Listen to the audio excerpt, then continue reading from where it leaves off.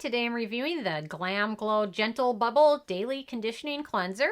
And really quick, I just want to say, I purchase all these products with my own money, so if you want to help keep the channel independent, check out my products at the Amazon link below.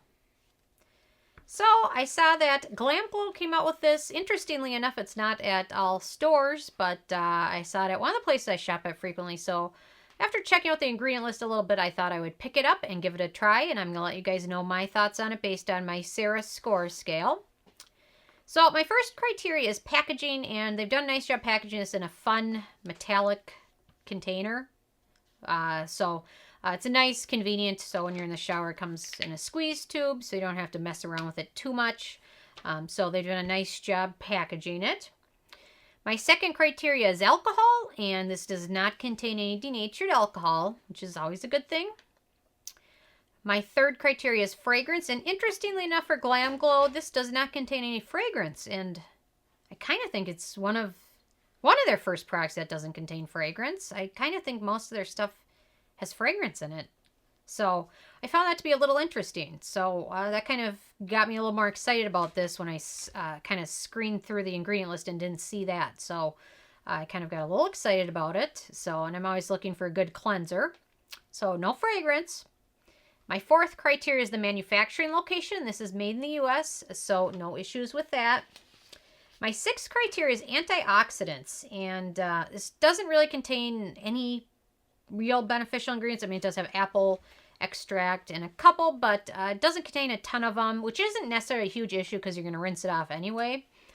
With cleansers, it's more important to avoid things with irritating ingredients like a lot of fragrance or a lot of alcohol, a lot of denatured alcohol. So interesting, the marketing for this claims it's very gentle because it doesn't contain sodium lauryl sulfate or SLES, sodium lauryl ethyl sulfate.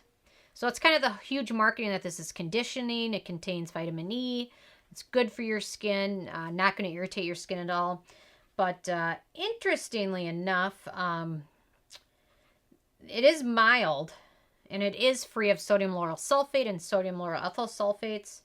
But it's kind of a lie because they included sodium C1416 olefin sulfonate, which is kind of used in the absence of sodium lauryl sulfate. And it's a close relative to that, and it can be very irritating as well. It's used as a detergent cleansing ingredient, but it is potentially drying and can aggravate the skin. It can be derived from coconut, and it's usually tricky to include in a lot of formulas because of stability issues, but it does produce a foam, and the inspiration of the packaging was inspired by the rainbow aura of bubbles. So they're claiming it's gentle, better than ones with SLS, but they've still included sodium C1416 sulfonate, which is not the best for your skin. So if you have very sensitive skin, you're going to want to probably avoid this product because of that. But I have been using it now for a couple weeks, and I haven't had any issues with it because of that. So that's a good thing, but still, if you have very sensitive skin, you may still have issues with it. So they kind of are marketing it that's gentle for you, but they still included something that's potentially drying and aggravating. So not a big fan of that. So I did not give them the criteria for antioxidants. My seventh criteria is animal testing, and this is cruelty-free. Or not cruelty-free. GlamGlow is not cruelty-free. Sorry about that. So, which is unfortunate. Hopefully things are changing with that too. So we'll see what happens in the future. My eighth criteria is performance, and this does a decent job removing face makeup. It did an okay job removing eye makeup, but it was very tricky. It left, if you use a mascara or definitely waterproof mascara, that's where this has some issues removing eye makeup, but overall it did a good job cleansing. Definitely if you use a lot of eye makeup, you're going to want to use a separate eye makeup remover beforehand. And the interesting thing is this warns you not to get an eye area. So I don't know how you're going to cleanse all of your face if you're not supposed to get in the eye area. I used it to remove my eye makeup, and I didn't have issues with it. I'm assuming it's because of that sodium lauryl sulfate relative, which can aggravate skin and dry it out. That's probably why they want you to avoid your eye area using this. But Anyway, so I just use a separate eye makeup remover, but overall remove foundation and sunscreen, everything else. Just the stubborn eye makeup is an issue for this, especially when you're not supposed to use it in your eye area, especially if you have sensitive eyes or sensitive skin. So, so overall though, otherwise it performed pretty good. So my 9th criteria is price, and this is the full size, which is 5 ounces, and it sells for $28. So in my opinion, it wasn't ridiculously expensive. A little bit goes a very long way. So no issues with the price. I mean, you can definitely get something cheaper, but overall, it's not ridiculous.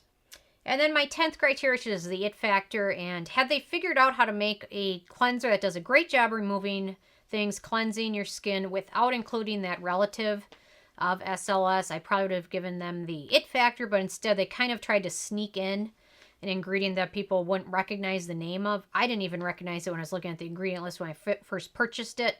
It wasn't until after I did some more investigating on each ingredient individually, that's when I kind of figured out, oh, they're kind of trying to trick everybody, because I didn't even recognize that ingredient.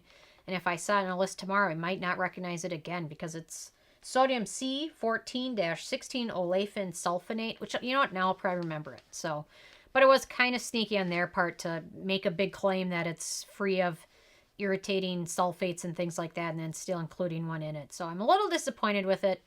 But overall, this cleanser is decent if you don't have very, very sensitive skin or sensitive eyes. And it's not a big issue for you if it doesn't remove all your eye makeup. So overall, this cleanser got a 7 out of 10 on the Sarah score scale, which is still decent. Just not a big fan of them trying to sneak that ingredient in. So anyway, I'm interested if you guys have had a chance to try this, or if you've tried any of the other cleansers from GlamGlow. They've been coming out with some new products a lot lately, so it's kind of interesting to see what else they come up with. So at least they didn't include fragrance, so they've got that going for them. So anyway, so leave a comment. I love hearing from you guys. And check out nobsbeauty.com and the Amazon link below, and give this video a thumbs up. Thank you so much, guys.